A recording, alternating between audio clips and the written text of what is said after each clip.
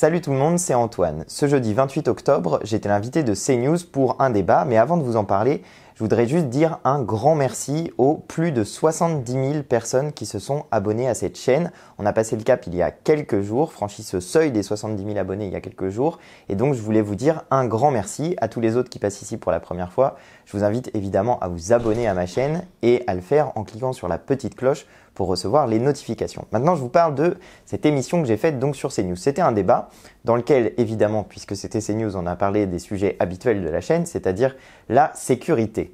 Il y avait d'autres thèmes qui étaient abordés, je vais vous laisser les découvrir, mais je pense que pour une fois, c'était un débat qui permettait d'opposer deux visions de la société, deux points de vue sur les questions de sécurité. Et je pense que c'était pour une fois, je sais que souvent ça vous coûte de regarder ces débats-là, mais je pense que pour une fois, c'était un débat intéressant. Il y avait d'un côté la responsable de Boulevard Voltaire qui défendait les positions d'extrême droite de manière très tranchée, de l'autre, moi qui défendais les positions qui sont celles de Jean-Luc Mélenchon, et entre les deux, il y avait un modem qui était plutôt intéressant et pas aussi caricatural que certains En Marche, et puis un avocat qui, lui, reposait les sujets sur le fond et ramenait des choses en plus sur le débat. Bref, j'ai trouvé que c'était pour une fois assez intéressant et que ça permettait d'étudier les positions de chacun. Donc je vous laisse regarder cette vidéo et puis comme toujours, je vous retrouve à la fin. Bonsoir à tous, ravi de vous retrouver comme chaque soir dans Soir Info jusqu'à 22h30. On décrypte l'actualité, on en débat avec mes invités ce soir. Gabrielle Cluzel, directrice de la rédaction de Boulevard Voltaire. Bonsoir Gabrielle, bonsoir Jean-Claude Beaujour. Bonsoir. Avocat, habitué du plateau comme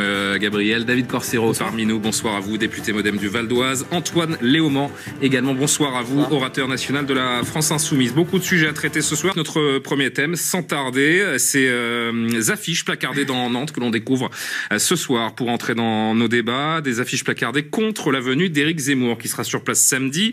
Sur l'une d'elles, vous le découvrez en images, c'est la tête du polémiste avec le mot wanted, donc recherché en français, et une cible sur le front qui est affichée. Il est attendu au Zénith de Nantes samedi donc pour présenter son livre et faire une de ces fameuses conférences que l'on voit depuis plusieurs semaines maintenant. Sachez qu'un média alternatif à Nantes invite des opposants à la venue d'Éric Zemmour à s'inscrire sur un site internet pour, je cite, un maximum de fois s'inscrire pour saboter le rendez-vous. Un tour de table peut-être, parce que c'est vrai que les critiques, les invectives dans cette campagne, et puis particulièrement, c'est vrai, autour d'Éric Zemmour ces derniers temps, sont de plus en plus violentes. Pour commencer, peut-être Antoine Léaumont, comment on décrit ça? C'est un appel au meurtre? Non, c'est pas un appel au meurtre. Après, c'est pas très malin de mettre une cible sur la tête d'Éric Zemmour, et d'une manière générale, tout ce qui va être des appels... Une cible sur une tête, c'est quoi d'autre qu'un appel au meurtre? Tout ce qui va être des appels à la violence ou à des choses comme ça ne sont pas des bonnes choses dans une campagne politique. Maintenant, il faudrait traiter tous les cas de la même manière, parce qu'il y a quelques semaines de ça, il y avait le procès de l'OAS, qui sont donc des terroristes d'extrême droite qui voulaient assassiner Mélenchon, Castaner et s'en prendre à des mosquées, qui sont des gens qui suivent les théories d'Éric Zemmour sur le grand remplacement. Donc... d'une manière générale, la violence en politique doit être exclue et on règle nos comptes dans les urnes. Là, c'est une affiche, peut-être qu'ils ont trouvé ça malin, moi je trouve pas ça très malin. En revanche, l'affiche d'à côté, je suis d'accord. Militer contre le fascisme me semble être une bonne idée. Est-ce qu'on doit condamner ce type d'affiche? Je parle précisément de celle de gauche en l'occurrence. Les condamner, moi je pense que c'est pas malin. Je pense que le wanted suffit, est rigolo. C'est, enfin voilà, ça fait. Ma question elle appelle à oui ou non. Vous l'aurez compris. Est-ce que vous condamnez ce type d'affiche? La cible, moi je suis pas d'accord avec ce genre de pratique. Jean-Claude Beaujour, on fait un tour de table. Moi je suis désolé, il faut condamner ce type d'affiche. Ça n'est pas malin, c'est dangereux. C'est dangereux parce qu'on peut très bien considérer que c'est un appel au meurtre. Et puis par ailleurs, c'est tout ce qu'il faut exécrer dans notre société. Je vois pas comment on peut décrire la cible sur un visage autre qu'un appel au meurtre. Aujourd'hui, vous voyez, on a eu l'occasion d'en débattre souvent sur votre plateau. Aujourd'hui, on arrive à une polarisation où un homme politique, on peut ne pas être d'accord. Et je ne suis pas d'accord avec un certain nombre d'options d'Éric Zemmour. Bien sûr. Pour autant, c'est un compatriote, un concitoyen, c'est un responsable, demain un responsable politique ou en tout cas candidat. On doit respecter sa parole, on doit débattre et en aucun cas, je dis bien en aucun cas, ce type de comportement n'est acceptable. Vous voyez, le drame que nous vivons, c'est qu'on a tendance à considérer que nos contradicteurs sont nos ennemis. Eh bien, ce qu'on a décrié, on a condamné aux États-Unis en disant que Trump faisait ceci ou cela, c'est bien parce qu'un certain nombre, là-bas, considéraient que ceux qui ne sont pas d'accord avec vous sont vos ennemis. Non, M. Zemmour, comme d'autres, comme M. Mélenchon, moi je ne suis pas d'accord avec M. Mélenchon, ça n'est pas mon ennemi. c'est un contradicteur, c'est un homme politique avec qui il y a des options que je ne partage pas, eh bien nous allons débattre démocratiquement. Donc je condamne fermement et nous devons sanctionner celle-là comme d'autres. Alors une rapide réponse, très mais tout le monde va rapidement, s'exprimer. Je suis d'accord avec vous sur ce point-là, c'est le rôle de la démocratie. Le rôle de la démocratie, c'est de trancher les questions politiques dans les urnes, autrement que par des coups de canon comme on le faisait avant. Donc il me semble qu'il faut en revenir à ça, mais il faut condamner tout le monde. Moi j'aimerais qu'il y ait le même genre de condamnation pour ceux qui veulent tuer Mélenchon, Castaner. Oui, mais quand on parlera d'un autre sujet de l'OS, on va si vous condamnez, là en l'occurrence on parle de cette affiche. Oui, mais il n'y a pas eu de plateau en même temps, s'il vous plaît, Jean-Claude. J'ai pas d'ambiguïté. Il n'y a pas d'ambiguïté de ma part. C'est sanction totale. Sanction totale parce que c'est notre société qui va à la dérive dans les sens. Et d'ailleurs, c'est forcément contre-productif. David Corcero et Gabriel Cluzel, qui ne sont pas encore exprimés, vouloir le censurer, l'empêcher de porter ses idées ne fera que le renforcer, parce que les gens qui, eux, entendent son discours ou le soutiennent, eh bien, ils se sentent également insultés par ce genre d'affiches et d'invectives. Je suis tout à fait d'accord avec vous. C'est pour ça que moi, je condamne cette affiche, parce que la démocratie, ce n'est pas ça. C'est que tout le monde puisse s'exprimer, que tout le monde puisse créer et faire vivre un meeting tout simplement pour donner ses idées. Après, c'est ce qu'on appelle la contradiction. Et la contradiction, c'est pas mettre la tête de quelqu'un avec une cible. Après, on pourrait avoir un côté où on lui renvoie la balle d'ascenseur puisqu'il tenait un fusil il y a pas longtemps. C'est peut-être ça qu'on essaye de lui faire penser. Je n'avais pas pensé, en effet, mais bon. C'est ce que quand bien même, est-ce que c'est justifié? Non, c'est pas justifié. Par contre, voilà, c'est sûr, il faut le condamner. La démocratie en France, c'est que chacun puisse s'exprimer. On combat les idées, mais pas les hommes. Je rappelle pour les téléspectateurs qui ne seraient pas au courant que lors d'un salon militaire il y a 1 ou 2 semaines, il essayait un fusil sur un stand et il l'a dirigé vers un groupe de journalistes qui lui tendaient le micro. En disant reculé, avec un grand sourire aussi, en se justifiant que c'était de l'humour. Aussi condamnable. Oui, tout à fait, et on en a longuement parlé. Gabriel Cluzel. Vous pouvez pas dire que c'était tout aussi condamnable, Jean-Claude, parce que ça ne visait pas une personne en particulier. Et vous saviez très bien que vous savez très bien qu'il n'y a pas d'ambiguïté. Par ailleurs, vous parlez des menaces contre Jean-Luc Mélenchon. Pardon, maintenant je d'aller au bout à chacun, s'il vous plaît. Voilà. Je parle de Jean-Luc Mélenchon. Alors, de fait, les personnes qui l'ont menacé ont été jugées. Est-ce que vous croyez qu'il y aura des poursuites contre ces antifas dont vous dites qu'ils ne sont pas malins? Je parle, d'accord? Voilà. Je distribue la parole, donc ne vous inquiétez pas, Gabriel. Non, je me méfie un petit peu. Allez-y. Ce qui, à tout le moins, est un euphémisme. Hein. C'est pas malin. Moi, je dis c'est pas malin à mes enfants quand ils font une plaisanterie pas drôle. Voilà, là, on est au-delà de ça. Donc, il y a eu un procès. Là, il n'y en aura pas pour les antifas. On sait très bien que... Encore faut-il peut-être qu'Éric Zemmour porte plainte.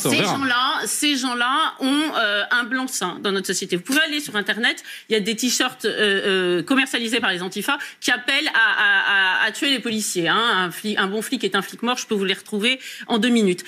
Ils empêchent la tenue d'un certain nombre de conférences. Parce et là, ils appellent à saboter le meeting, la conférence de samedi. Zemmour à Nantes, parce qu'à Nantes, ils sont extrêmement puissants. On sait qu'à Vannes, une conférence a été annulée parce que les maires ont peur des troubles à l'ordre public. C'est pas des troubles suscités par Éric Zemmour, ni par son public, qui, soyons très clairs, si vous avez assisté à une de ces conférences, et comment dire, là, une France très bon chic, bon genre, on va dire. Mais parce que les antifas menacent et que les maires, les forces de l'ordre ne se sentent pas le courage ou la détermination ou la force de lutter contre eux. Donc on annule les conférences. Ça a été le cas avant Éric Zemmour, parce qu'il n'y a pas qu'Éric Zemmour. Bien sûr. Hein, il y a eu Alain Finkielkraut, il y a eu même François Hollande, grand fasciste devant l'éternel, hein, on va en convenir. Qu'est-ce qu'on a eu une autre, Sylviane Agacinski. Même moi, une fois, vous voyez, je suis pas Éric Zemmour, je suis allée faire un jour une conférence à Orléans, j'ai été entourée par les antifas, les petites dames en escarpin qui venaient assister à ma petite conférence se sont fait huer, cracher dessus, traiter de salope, j'en passais des meilleurs. Donc il y a un moment où il va falloir sévir contre l'ultra-gauche. Le problème, c'est que la faiblesse de monsieur est assez symptomatique du comportement de la gauche réunie. Alors, on va laisser répondre Antoine Léaumont et puis on va avancer dans ce soir. Je vais répondre très simplement. Vous mettez sur le même plan 2 choses qui sont totalement différentes. Vous avez ici une affiche, ok ? C'est une affiche, c'est un papier collé sur un mur. Dans le cas de l'OAS, il s'agissait de gens qui avaient préparé des lance-flammes, des grenades, des explosifs. Mais pourquoi opposer deux actualités C'est vous qui venez de le faire. Ça s'appelle des terroristes, c'est pas la même chose. Les terroristes, vous avez juste un problème, vous, pour les nommer quand c'est des terroristes d'extrême droite. Moi, jamais. Les terroristes, pour moi, islamistes comme les terroristes d'extrême droite, c'est les 2 faces d'une même pièce. C'est des gens qui ont pour adversaire commun la République. Voilà. Les islamistes et les terroristes d'extrême droite, ce sont les 2 faces d'une même pièce. Ils font l'un et l'autre qu'une chose, diviser le peuple français pour les empêcher de parler des autres sujets, les sujets de fond, le pouvoir d'achat, l'écologie, la question démocratique. Voilà ce qu'ils font et voilà pourquoi vous êtes incapable de les nommer. Bon, Jean-Claude Beaujour, pour conclure sur ce sujet. Juste un mot, Gabriel disait que c'était pas à mettre sur le même plan. Moi, je suis désolé. Quand on est un responsable politique, et je dis bien, c'est valable, et elle connaît mes positions, et vous connaissez les miennes, quand on est un responsable politique, prendre un fusil et puis le pointer vers des journalistes, même une plaisanterie, ce ne sont pas des plaisanteries. Je vais vous dire pourquoi. Parce que vous pouvez faire une plaisanterie. Celui qui regarde, les esprits fragiles, parce que ce sont ceux-là auxquels je pense, peuvent se dire, peuvent interpréter cela comme une incitation ou un message subliminal. Et donc, il faut éviter. Il faut d'autant plus éviter que nous avons une société qui se fracture et qui se polarise. Vous connaissez mon point de vue. L'état de droit et respect des règles pour tout le monde. Et là, vous voyez, je ne suis ni extrémiste de gauche ou extrémiste de droite. Ça n'est pas mon sujet. Vous savez bien que ça n'est pas mon sujet. Mon seul sujet, c'est l'état de droit et le respect de nos valeurs essentielles. C'est tout. Bon. Non, bon, vous savez très bien que l'affaire Zemmour a été une fausse polémique avec une surréaction capillotractée et essayer de comparer c'est passé, on en a parlé. Avec l'affaire précédente me semble d'une mauvaise foi. Avançons, Jean-Claude, Gabriel, s'il vous plaît. Je fais pas preuve de mauvaise foi. On a parlé de ça lorsque ça s'est passé et chacun, selon ses orientations politiques, a pu donner son avis. Donc on va pas refaire le débat sur cette arme pointée vers les journalistes. Ça fait parler de son meeting, ça fait parler de l'événement qui est là, et voilà. Une nouvelle fois, on en parle. Bon, et on va continuer d'en parler juste quelques minutes parce que vous savez qu'il y a quelques jours, Éric Zemmour avait proposé de supprimer le permis à points et on peut se demander s'il est en phase véritablement avec les Français, du moins sur cette question, parce que regardez, les Français ont été sondés pour ou contre la suppression du permis à points. Le résultat, franchement, moi, m'a étonné, puisqu'une majorité de Français pensent qu'il ne faut pas supprimer, donc il faut conserver. 64% des Français pensent qu'il faut conserver ce permis à points. C'est intéressant de voir le détail, peut-être, selon les orientations politiques de chacun des sondés.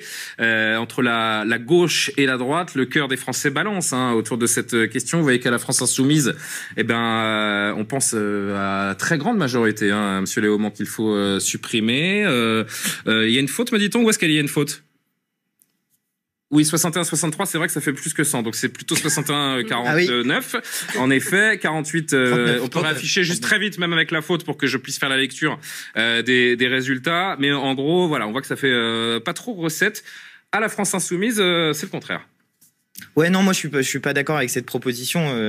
Depuis qu'il a été mis en place depuis 92, le nombre d'accidents a été divisé par 3 et je parle bien du nombre. Vous allez à l'encontre de vos électeurs là. Oui, non, mais moi ce sondage, par ailleurs, d'une manière générale, les sondages, je me méfie toujours de ce que ça dit, mais globalement, ça a permis de faire baisser les choses. Après, je constate une chose intéressante. Enfin, il y a un sondage. Enfin, il y a une proposition d'Éric Zemmour, c'est nouveau.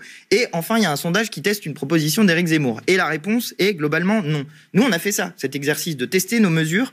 Par un sondage, on en a testé 42 et le résultat de ce test, c'était que 57 à 89% des Français étaient d'accord avec nos propositions. Par exemple, j'en prends une, l'augmentation du SMIC, 8 Français sur 10 sont d'accord avec cette mesure, qui est une mesure qui permettrait de répondre à des enjeux actuels, notamment sur le pouvoir d'achat. Bon, quand on teste une mesure de Zemmour, résultat, 64% de non, voilà.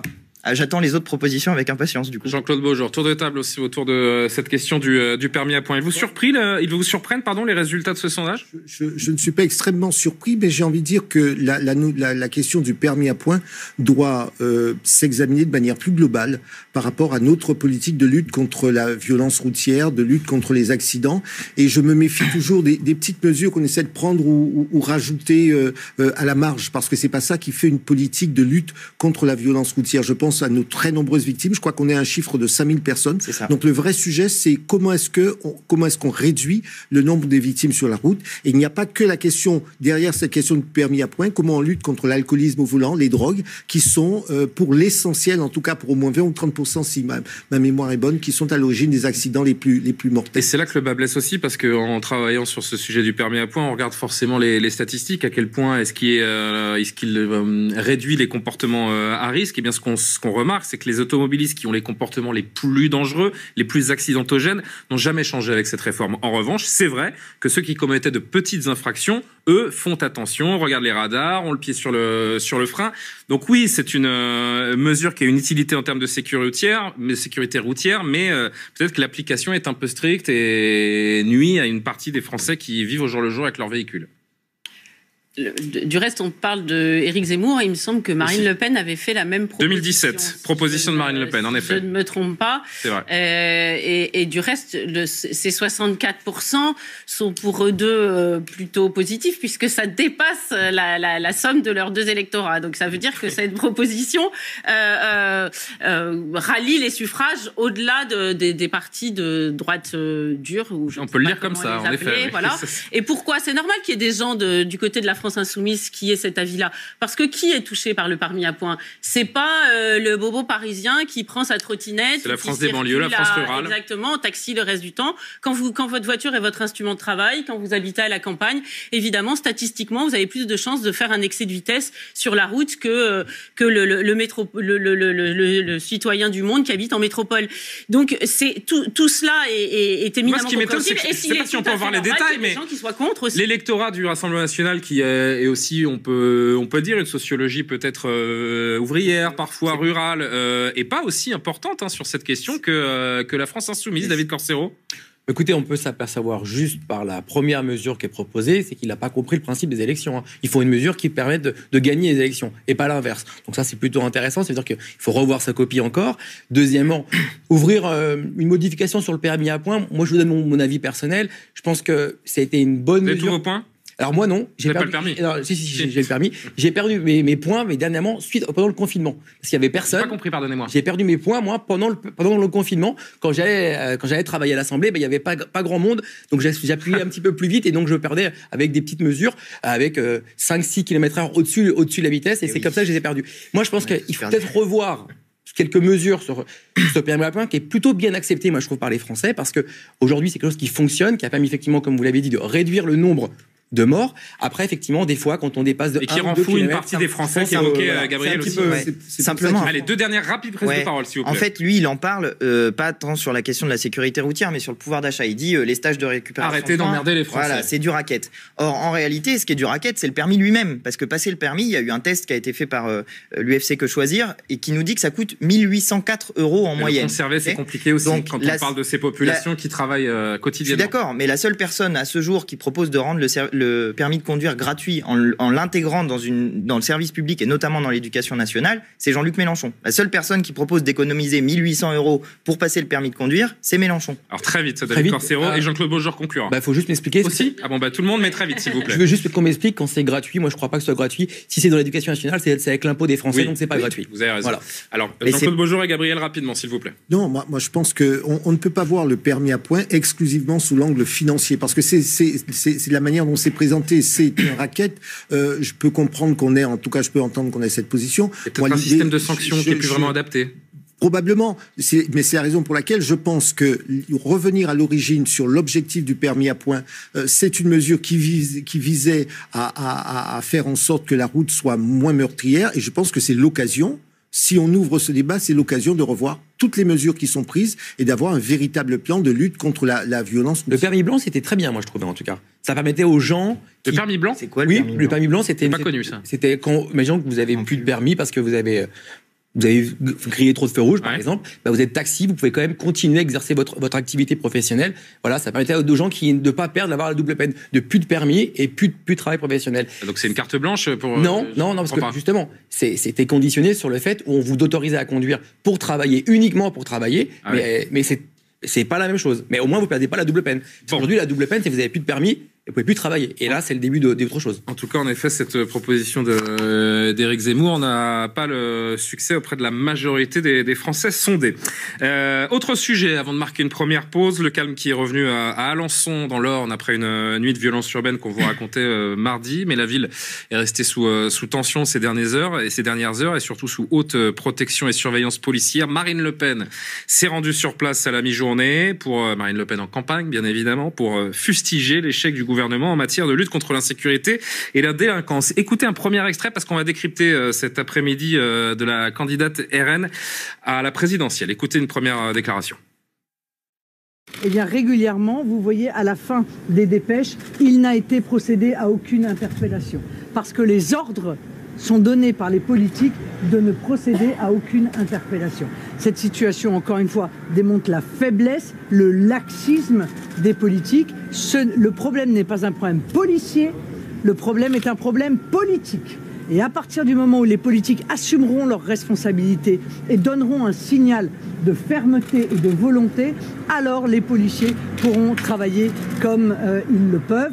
Pour cela, il faut les réarmer, non seulement en effectif, mais les réarmer moralement et donc, bien entendu, mettre en place une mesure que je réclame depuis longtemps, à savoir la présomption de légitime défense pour les forces de l'ordre.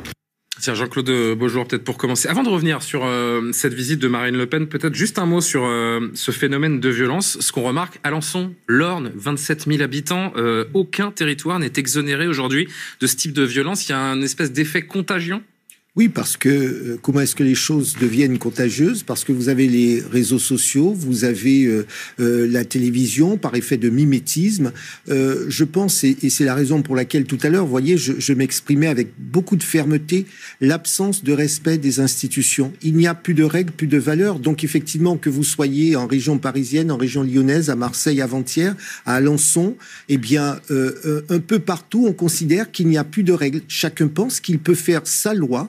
Chacun pense qu'il peut exprimer son moi, il peut exprimer ses émotions comme il l'entend, et c'est la raison pour laquelle je redis une fois de plus que tant que nous ne reviendrons pas des choses qui sont très simples, il y a des règles, on n'a pas besoin de faire plus de lois, non, nous avons un minimum de dispositifs législatifs, eh bien on voit bien que on ne respecte pas l'institution. Avant, on ne faisait pas cela. C'est peut-être pour ça, David Corcero, que là où certains évoquent dans ces cas-là l'impuissance de l'État, Marine Le Pen préfère parler de manque de volonté politique. Oui. En l'occurrence, qu'est-ce que ça peut être d'autre qu'un manque de volonté politique de voir des jeunes, des délinquants qui prennent possession de certains quartiers, en l'occurrence là, ce quartier d'Alençon dans l'Orne?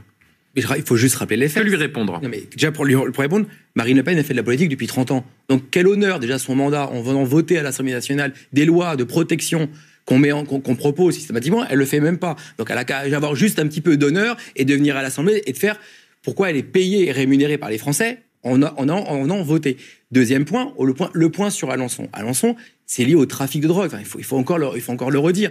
Automatiquement, ils n'acceptent pas que la police mette en place des moyens qui mettent à mal le trafic, et c'est une rébellion contre la police. D'ailleurs, je veux le dire, et j'espère que tout le monde sur ce plateau va être d'accord avec moi, il faut apporter tout de suite un grand soutien à l'ensemble des forces de l'ordre à Alençon et sur toute la France, et aux pompiers qui ont été caillassés. Je pense que personne ne pourra dire le contraire sur ce plateau. Je pense qu'on est tous d'accord, et il faut le dire. C'est la question. Non, mais c'est la moindre des choses. Aujourd'hui, c'est la drogue. Le vrai problème, c'est la drogue. Antoine Léaumont et Gabriel Cluzel, rapidement, parce qu'on va marquer notre première pause. Et je suis d'accord avec plusieurs personnes sur ce plateau, ce qui est une bonne chose. Je suis d'accord. Déjà, je suis d'accord avec vous sur le problème, c'est la drogue. Effectivement, il faut lutter contre ces trafics de drogue. Et la volonté politique, pas non plus.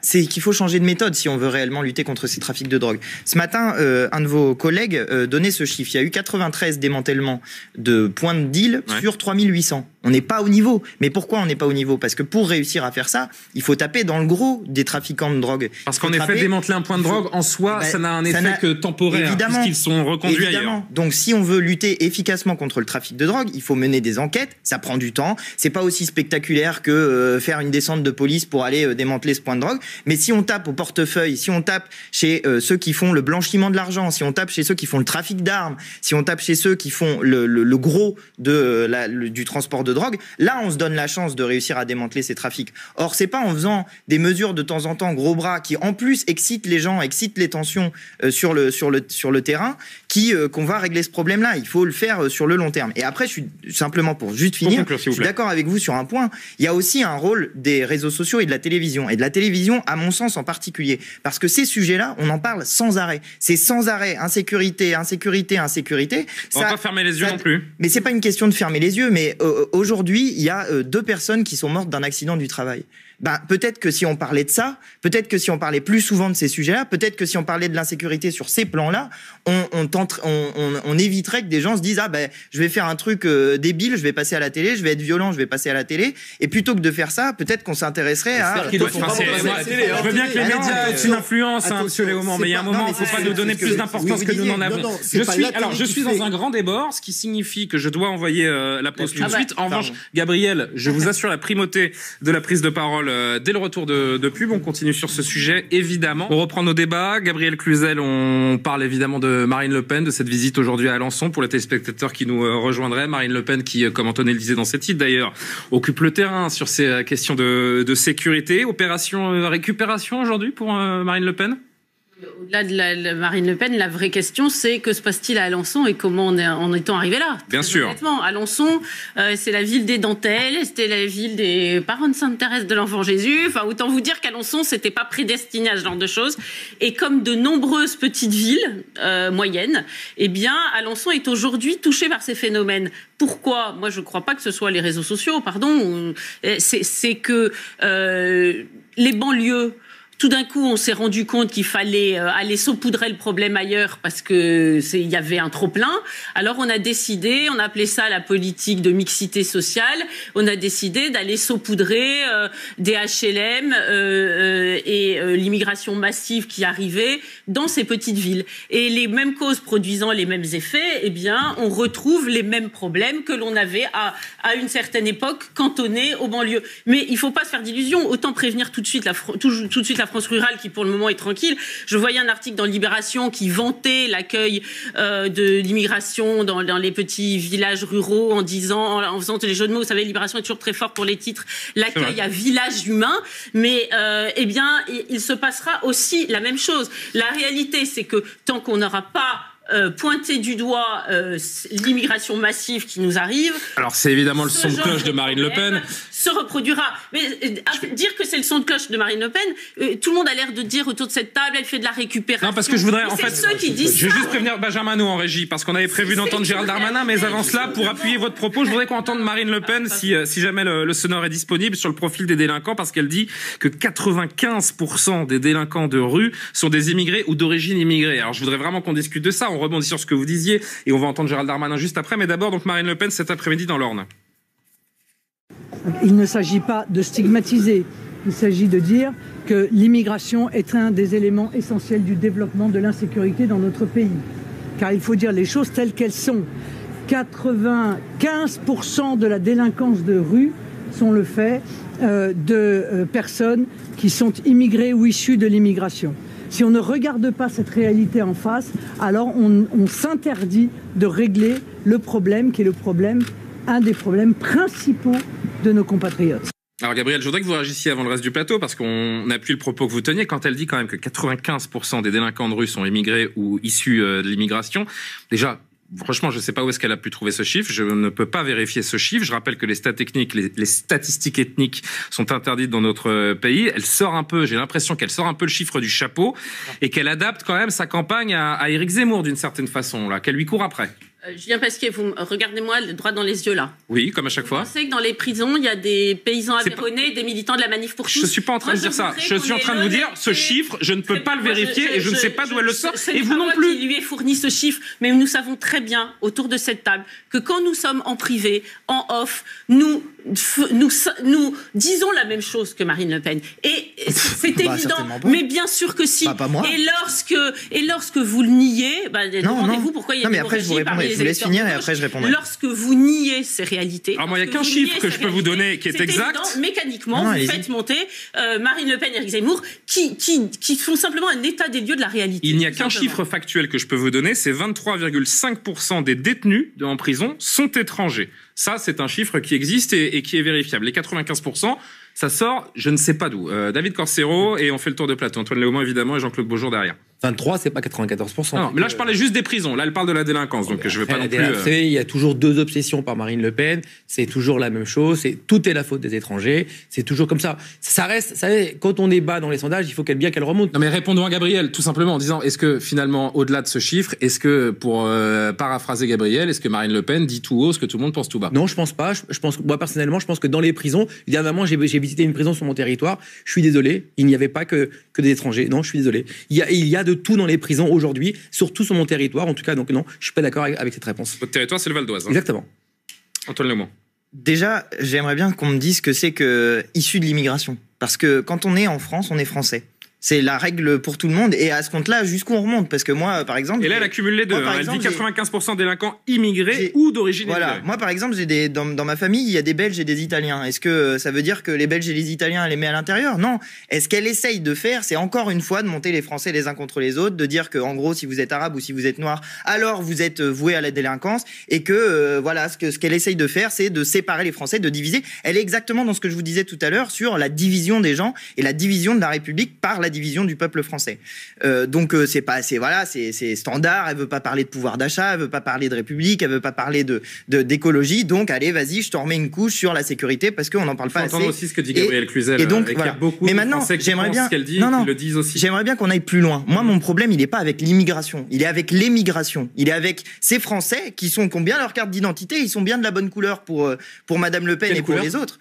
Bah blanc, c'est ça leur sujet. Ils sont de la bonne couleur. Allez au bout. Je vous le fais de manière résumée. Mais ces Français qui nous coûtent chaque année 100 milliards d'euros par la fraude et l'évasion fiscale, ils sont pas, c'est pas des Français issus de l'immigration, je ne sais quoi, c'est des bons Français comme vous les aimez bien, tout ça. Ils nous coûtent 100 milliards d'euros par an. Et c'est des voleurs, c'est des pourris, c'est des gens qui sont les voleurs de l'intégralité du peuple. C'est pas des voleurs de mobylettes, c'est pas des voleurs de sacs à main. Je vous entends, monsieur Léaumont, mais vous faites diversion là. Non, vous faites diversion parce que vous prenez un argument qui n'a rien à voir. Vous voyez, c'est ça le problème. Ils sont pas en prison.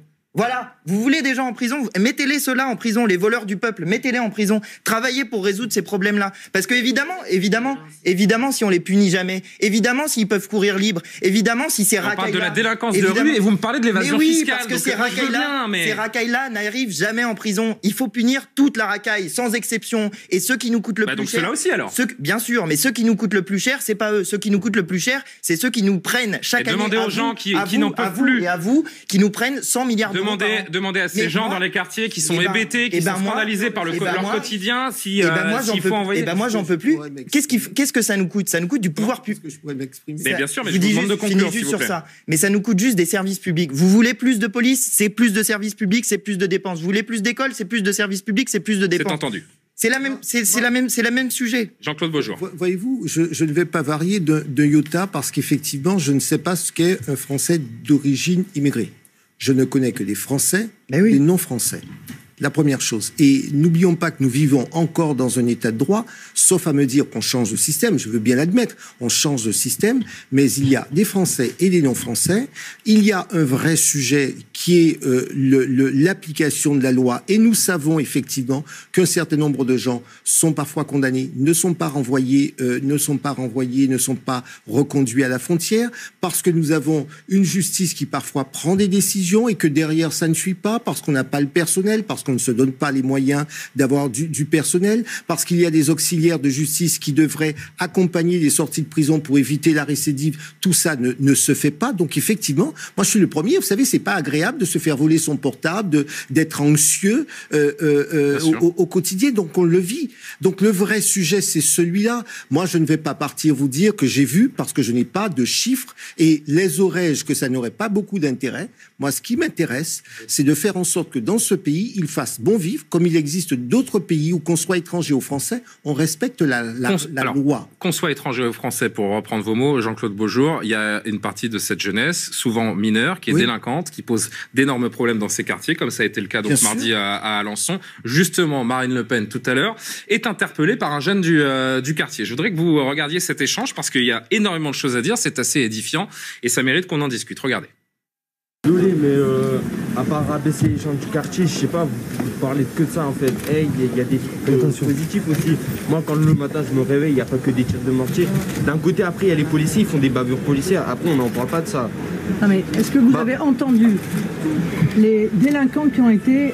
moi, j'étais là ce soir. Non, mais est-ce que vous avez entendu les délinquants qui disent c'est parce que les policiers rentrent dans la cité que nous nous défendons. Après, peut-être, c'est pas à cause de ça les mortiers, mais les bavures de policières, on parle non, il y a non. Non. Et les bavures des pompiers, c'est quoi alors?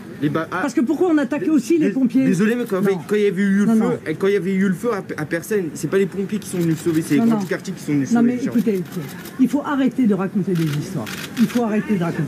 Mais la réalité, c'est que la vérité, c'est mes yeux, j'ai bien vu mes yeux. Oui, nous aussi, on a vu de nos yeux les tirs de mortier sur les policiers et les pompiers. Ouais. On a vu de nos yeux les gens qui témoignent en disant on a fait un guet-apens, on a organisé un guet-apens pour faire venir les pompiers et pour pouvoir les attaquer avec des cocktails Molotov. Voilà. Donc c'est ça, moi, c'est cela que je veux faire cesser. Maintenant, si vous êtes heureux dans cette délinquance, eh bien, je le regrette. Si vous avez envie de vivre dans un quartier qui soit serein, tranquille, mais le matin, quand je me réveille, je vois pas des tirs de mortier. Vous pouvez compter quand sur le matin, je me réveille, je vois ma grand-mère, tout le monde vient l'aider, en dessous du bâtiment avec ses affaires et tout le monde vient l'aider. Eh bien, mais qu'il y ait des gens, monsieur, le mardi matin au marché, est-ce qu'on voit des tirs de mortier? Qu'il y ait des gens honnêtes. Ça ne pose aucune difficulté. C'est pour les gens honnêtes que je me bats, moi. D'accord? Donc moi, je veux mettre les délinquants et les criminels en prison pour les gens honnêtes. Gabriel Cluzel, réaction, parce que dit ce jeune est assez édifiant et dit beaucoup de choses du rapport à l'autorité d'une partie de ces jeunes. Oui, c'est édifiant parce que de fait, il a bien la faute de la police. Écouté la leçon de la gauche depuis des mois qui explique aux banlieues que si ça se passe mal là-bas, c'est la faute de la police.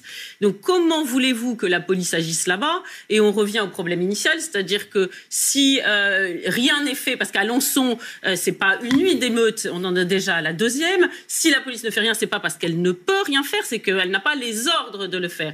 Et pourquoi volonté pas... politique. Exactement, volonté politique. Elle sait très bien qu'elle ne sera pas soutenue si il arrive le moindre incident, si quelqu'un se casse un ongle dans la cité, ça va être le drame intersidéral. Le gouvernement ne se sent pas prêt à supporter la pression médiatique suscitée par l'ultra-gauche et les policiers savent qu'ils ne seront pas soutenus. Donc les policiers n'interviennent pas dans ces quartiers et c'est terrible de voir la rhétorique de ce garçon qui immédiatement accuse la police. Donc là, la boucle est bouclée. Oui, Jean-Claude Beaujour, et de l'autre côté de la table ensuite. Effectivement, je redis ce que tout à l'heure je parlais d'autorité. Je pense que dans notre pays, il faut expliquer à un certain nombre de jeunes qu'il y a des règles, il y a des institutions, il y a des autorités. Eh bien, ça se respecte, point barre, il n'y a pas de discussion. Il y a un paradoxe terrible, c'est que ces jeunes-là, ils fustigent l'État, et en même temps, donc quand l'État entre, il se fait caillasser, mais l'État les a abandonnés également, ce qu'ils disent. Attendez, non, on va pas la jouer comme cela. La première des choses, et vous savez, et je serai le premier à protéger quelqu'un qui serait maltraité par X ou Y. En revanche, on attend de ces jeunes qu'ils respectent l'autorité. Moi, je suis désolé, un policier vous demande de vous arrêter, eh bien, vous vous arrêtez. Et on ne peut pas organiser l'affrontement, ça n'est pas dans ce sens-là. On ne peut pas organiser l'affrontement entre les citoyens et la police en disant, eh bien, on va essayer de juger... Non, il y a une autorité, il faut qu'elle s'exprime très clairement et il faut la respecter. C'est tout, il n'y a pas de discussion là-dessus. David Corcero et Antoine Léaumont, pour rebondir sur ce que disait Gabriel, ce discours d'une partie des politiques qui dit ouvertement que la police tue, qui infuse dans la société, est-ce qu'il y a une responsabilité politique dans le comportement de cette jeunesse dans certains quartiers? Ce qui est très intéressant dans l'échange qu'on vient de voir, c'est, vous voyez, on voit bien que chacun reste dans son domaine. Le jeune homme exprime que... c'est ce qu'on appelle un dialogue de sourds. Ouais. Justement, c'est là où lui ne voit que les violences policières, mais qui sont... je dis pas qu'il y en a pas, peut-être qu'il peut y en a, et certainement s'il y en a, il faut qu'elle... Alors violence policière égale systémie d'une certaine manière, donc la violence de certains policiers parfois. Faut dire les choses telles qu'elles sont. Il peut y avoir des dérapages. Par contre, ce qui est intéressant, c'est le discours de Marine Le Pen, qui elle n'arrive même pas à sermonner, à faire comprendre à ce jeune garçon ce qui se passe dans cette cité, qui lui disait « Moi, je me lève ce jour, je vois rien. » Mais attendez, mais voir rien, c'est très bien, mais qu'est-ce qui se passe autour? Il y a quand même quelque chose qui est autour de tout ça. Même si, effectivement, c'est un quartier où apparemment, il y a beaucoup de solidarité. Mais à la finale, c'est de la drogue qui est vendue, c'est de l'argent qui est gagné malhonnêtement. Absolument. C'est pas possible. Et donc, quand on voit le discours de Marine Le Pen, qui, elle, cherche, continue à ramer, qui dit... Alors, on a forcément mis un extrait, parce que si on met toute la séquence, il n'y a plus d'émission, mais en l'occurrence, avec ce jeune, il a été question aussi du trafic de drogue dans la cité. Ce discours d'une partie des politiques, bon, entre les lignes, évidemment, Gabriel Cluzel qui cible un peu la France insoumise, on va pas se mentir, Antoine Léaumont, ce discours, la police tue, qui infuse, est-ce qu'il y a une responsabilité d'une part de la gauche dans ces comportements? Je crois qu'il faut demander la responsabilité à ceux qui gouvernent. En règle générale, c'est ce qu'on fait. S'il y a des problèmes qui se posent... Il est à votre gauche, ceux qui gouvernent, en tout cas la majorité. S'il y a des problèmes qui se posent, en général, on demande à ceux qui gouvernent et on leur demande pourquoi les problèmes ne sont pas résolus. Nous, on n'est pas au pouvoir jusqu'à preuve du contraire, donc on aspire à y être. Maintenant, non, mais un candidat à la présidentielle dit que les policiers sont des barbares, tout de même. Maintenant, je vais vous c'est le candidat qui respecte le mieux la police. Allez dire ça à la famille de Cédric Chouviat, que la police ne tue pas. Allez leur dire les yeux dans les yeux, allez dire aux gens qui ont été tués par la police. Laissez-moi finir, s'il vous plaît. Vous avez l'art quand même de répondre aux questions en prenant des exemples tirés d'autres contextes. Mais c'est pas des exemples tirés d'autres contextes. Si on parle de délinquance, vous me parlez de fraude fiscale, on parle de jeunes dans les quartiers qui attaquent la police, vous me parlez de Cédric Chouviat. Non, vous passez un extrait dans lequel un jeune homme rappelle qu'il existe des violences policières. Les nier, faire comme si, je veux juste finir sur ça, faire comme si elles n'existaient pas, c'est dédouaner ceux qui en sont responsables. Et si on dédouane ceux qui en sont responsables, alors on met la responsabilité sur l'intégralité. Est-ce que tenir votre discours, c'est pas justifier aussi ce qui se passe à Alençon, par exemple? Parce que sinon, je n'irai pas jusqu'au bout du raisonnement et ça pose un problème. Allez-y. Si on ne punit pas ceux qui sont responsables de ces violences, si on ne dit pas que c'est très grave qu'il y ait des violences policières, alors on met ça sur le corps dans son ensemble, sur la police dans son ensemble. Et ensuite, des gens comme ce jeune homme... C'est que la police est le corps le plus contrôlé de France. Hein. Mais non, c'est pas vrai. Ah, c'est pas vrai. Mais c'est pas vrai. Les bœufs carottes, ce sont des policiers aussi. Je me souviens. IGPN, merci. C'est des policiers aussi. C'est un corps qui contrôle un corps. C'est comme si. Vous parlez avec des policiers. C'est comme si on arrive de parler avec des policiers.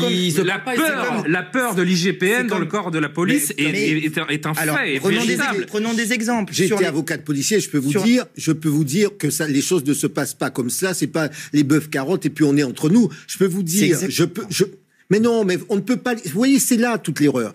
C'est de généraliser au lieu de nuancer un certain nombre de propos. Parce que lorsqu'on dit effectivement la police tue, je suis désolé.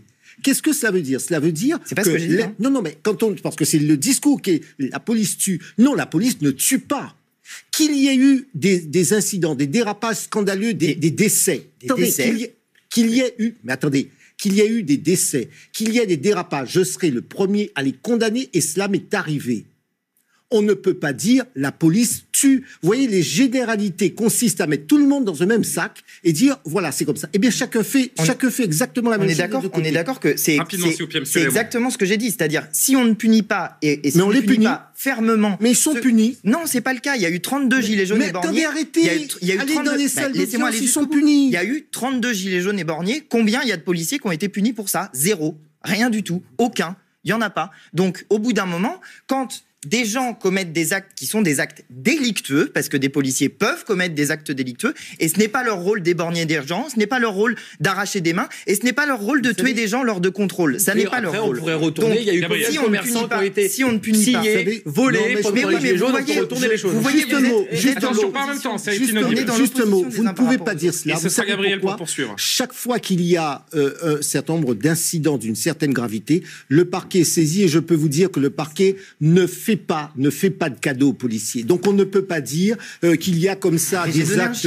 On ne peut pas dire qu'il y a des actes criminels et que les gens s'en vont le plus tranquillement du monde. Alors répondez-moi pourquoi sur 32 personnes éborgnées, il n'y a aucun policier condamné pour ça. Monsieur, enfin, vous êtes convaincu que de toutes les façons, sur 32 personnes éborgnées, il y a 0 policier. Moi, je n'ai pas les dossiers, donc je ne pourrais pas vous dire. C'est qu'on ne peut pas vous répondre dans l'instant parce que par définition, on est en direct. Il faut qu'on aille faire des recherches. Ce que je peux vous dire, c'est qu'en tant qu'avocat, je vois un certain nombre de... On dévie complètement du sujet. Les sanctions sont prises. Gabriel Cluzel, avant un dernier extrait de Marine Le Pen sur les prisons. On a une excellente démonstration de la façon dont la police est paralysée dans son action. De toute façon, la France insoumise a défilé avec Assa Traoré au cri de tout le monde déteste la police. On s'en souvient très bien. Donc, Emmanuel Macron lui-même, dans une émission brute, a légitimé. Il a utilisé la rhétorique de violence policière, donc il a fragilisé lui-même. C'est assez gravissime symboliquement. C'est le gouvernement qui a fragilisé la police, qui est quand même. Il a évoqué les contrôles aux faciès aussi dans cette même interview. Si c'était vos enfants... En même temps, s'il vous plaît, monsieur. Je vous ai laissé parler. Je fais exprès de vous laisser parler pour pouvoir ensuite aligner 2 mots. Gabriel, c'est bon. Et donc, on comprend très bien pourquoi aujourd'hui, ceux qui vous écoutent, comme peut-être ce jeune homme, eh bien, ensuite s'approprient cette rhétorique pour se défendre. Il y a des délinquants chez nous, il y a des drogués, mais c'est la faute de la police qui est violente. C'est terrible et ça me paraît tout à fait irresponsable. C'est pas que de bavure. Ils expliquent qu'ils font ces émeutes-là parce qu'il y a des bavures policières. C'est ce qu'il dit. Absolument. Gabriel. Quand la police s'en va, moi je défends pas la police pour la police. La police, c'est celle qui nous protège. Quand la police reflue, c'est l'État qui reflue et c'est surtout la loi du plus fort qui s'installe. Bien oui, mais c'est exactement ce que vous êtes en train de faire. Moi, si j'étais policier, quand je vois la façon dont on est conspué, si les choses se passent mal, et vous m'accorderez que pour arrêter un délinquant, on le fait pas avec un bouquet de fleurs et une valse de Vienne, et bien quand vous voyez que la présomption de culpabilité qui pèse sur les épaules, moi si j'étais policier, je me tiendrai à l'écart de ces quartiers-là. Vraiment, je vous donne 20 secondes parce que j'ai encore un extrait et un autre thème derrière. Mais quand les tirs de LBD sur des gilets jaunes, c'était pas pour arrêter des délinquants. Mais ce que dit ce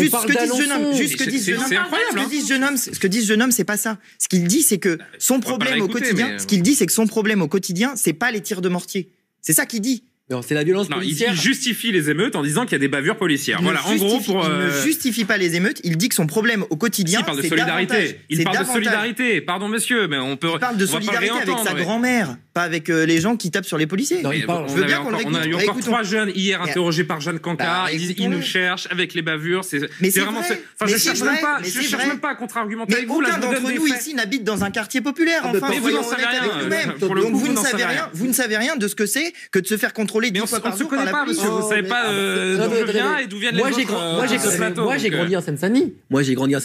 Dans un quartier, et je peux vous dire que je sais ce que c'est que d'avoir des descentes de police dans un immeuble quasiment toutes les nuits. Je sais ce que c'est que d'avoir des policiers qui sont en bas en train d'essayer de pourchasser des gens qui volent à la drogue. Et les contrôles d'identité. Mais je sais parfaitement ce que c'est. Mais attendez, mais alors, quand on a raison. Non, mais quand on n'a rien à se reprocher, quel est le problème? Justement, précisément. Pas le monopole du cœur. Je sais ce que c'est que de pouvoir. Je sais ce que c'est que de pouvoir. Je sais ce que c'est que de pouvoir se faire contrôler. Plusieurs fois par jour. Sauf que, laissez-moi terminer. On est d'accord. Attendez, on va pas dévier. Sauf que la meilleure solution, et c'est cela aussi qu'il faut dire à ces jeunes, la meilleure solution pour pouvoir se protéger, c'est de respecter la règle. Moi, s'il y a un problème avec un policier, eh bien, je ne contre-attaque pas. Il y a des règles, il y a des moyens de protéger. Dernier extrait de Marine Le Pen, toujours sur ces questions de délinquance dans les quartiers. La seule solution pour elle, c'est la prison. Écoutez. J'ai quelque chose à faire de très simple, madame. La prison. Voyez-vous, la prison. Car contrairement à ce que pensent nos dirigeants, la prison n'est pas un problème, la prison c'est la solution. Or depuis des années, la prison a été considérée comme un problème. Régulièrement, on met en place des mesures qui visent à transformer des peines qui devraient être des peines de prison en peines alternatives. Alors il y a les bracelets, il y a les travaux d'intérêt général, et j'en passe et des meilleurs. Je viens vous dire aujourd'hui, la prison est la solution. Pourquoi? Parce que la prison, elle permet au moins d'écarter de la société des gens qui commettent des actes dont je vous rappelle qu'ils sont criminels. Car lancer un cocktail Molotov sur des policiers et des pompiers, ça s'appelle une tentative de meurtre. La solution, c'est la prison. Alors, on sait aussi que les chiffres à l'appui, à quel point la prison ne remplit plus aujourd'hui, et surpopulation carcérale oblige. On arrive à un stade de densité carcérale de 114% en octobre 2021. À quel point aujourd'hui la prison ne remplit plus ce rôle de réinsertion qui devrait être le sien, avec un taux de récidive très important. Quand bien même, c'est la seule solution, Gabriel? Non, mais la réinsertion, c'est surtout pas pour le les premier mineurs, rôle de la prison. Le premier rôle de la prison. Si, quand même. Non, c'est pas la réinsertion.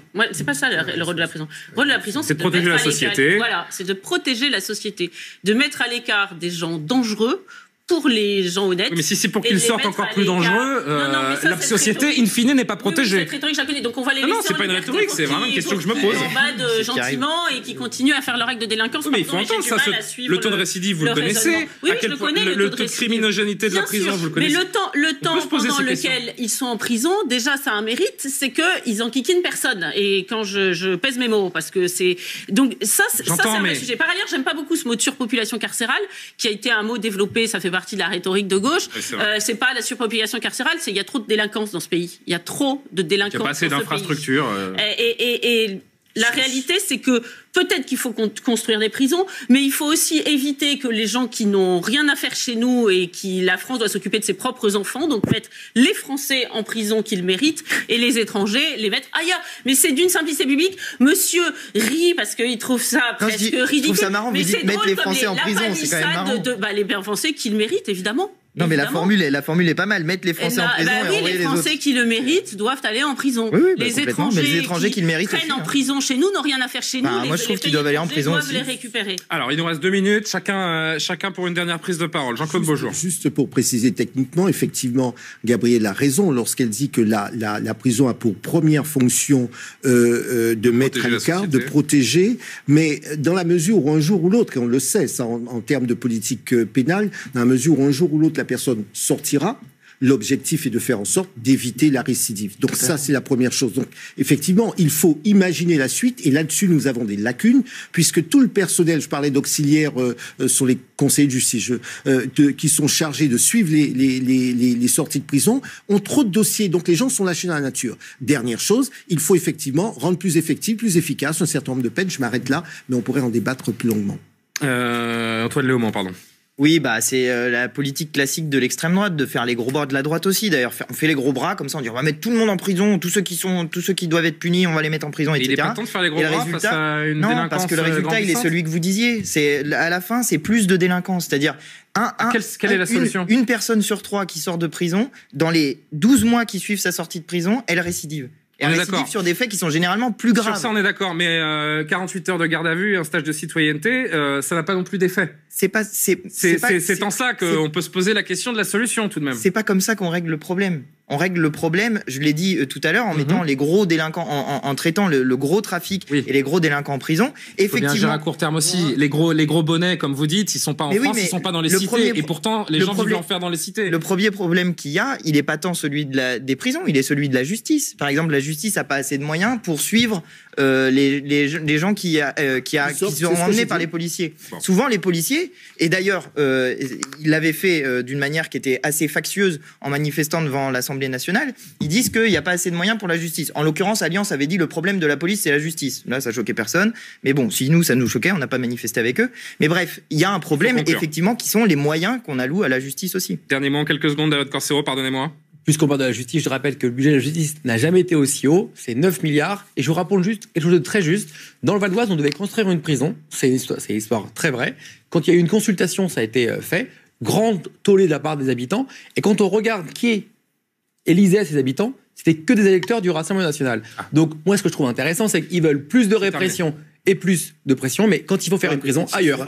Voilà, c'est la fin de cette vidéo. J'espère qu'elle vous a plu, qu'elle vous a intéressé. Si c'est le cas, je vous invite à vous abonner à ma chaîne en n'oubliant pas de cliquer sur la petite cloche pour recevoir les notifications. D'ailleurs, ceux qui sont déjà abonnés, vérifiez que vous avez bien cliqué sur la petite cloche et que vous recevez bien ces notifications. Et puis, comme toujours, je vous invite aussi à partager cette vidéo sur les réseaux sociaux, à mettre des petits pouces bleus et à me dire dans les commentaires ce que vous en avez pensé parce que je les regarde, ils m'intéressent, ils me font progresser énormément aussi dans ces interventions dans les médias. Voilà, c'est tout pour moi pour aujourd'hui et en attendant, je vous dis à très bientôt pour de nouvelles vidéos. Allez, salut!